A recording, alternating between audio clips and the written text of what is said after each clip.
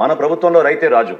ఎట్టి పరిస్థితుల్లో కూడా రైతుకి ఆ గౌరవం దక్కే విధంగా రైతుతో పాటు ఎవరైతే కౌలు రైతులు మన రాష్ట్రంలో అధిక శాతం వ్యవసాయం చేసుకుంటున్నారో, కష్టపడి అనేక కుటుంబాలు దానిపైన ఆధారపడి ఉన్నాయో, వ్యవసాయ రంగాన్ని కాపాడడానికి కోసం 100% మా శాఖ నుంచి వాళ్ళకి అండగా నిలబడి త్వరగానే, ఎంత త్వరగా వీలైతే అంత త్వరగా నేను మీకు మాటిస్తున్నాను.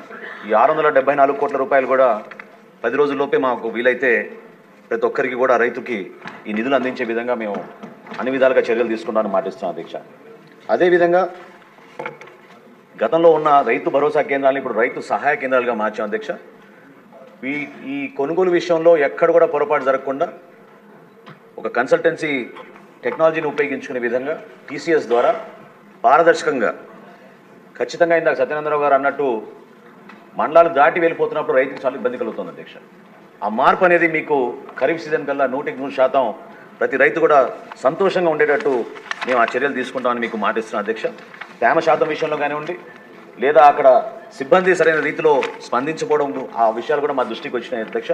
వీటన్నిటిపైన కూడా సమగ్రంగా మేము లోతుగా విచారించి తప్పకుండా నేను ఇందాక అన్నట్టు రైతుకే మేము ప్రాధాన్యత ఇచ్చి, రైతు మరొక్కసారి కష్టాల్లో ఉండకూడదనే ఉద్దేశంతో ఎన్ని ఆర్థిక ఇబ్బందులు ఉన్నాయి కూడా మన ప్రభుత్వం కష్టపడి ముందుకెళ్తాం అధ్యక్ష.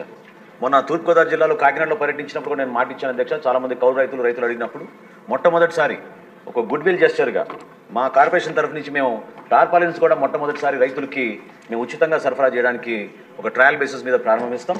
అదేవిధంగా మార్చి 31 లోపు మేము ఒక ఛాలెంజ్గా తీసుకున్నాం అధ్యక్ష. డిపార్ట్మెంట్ నుంచి, ప్రభుత్వం నుంచి మార్చి 31 లోపు ఎట్టి పరిస్థితుల్లో కూడా ఈ 39,550 కోట్ల రూపాయల రుణాలని మేము 10,000 కోట్లు మేము చెల్లించేటట్టు మేము ఆ కార్పొరేషన్ నుంచి చర్యలు తీసుకున్నాం.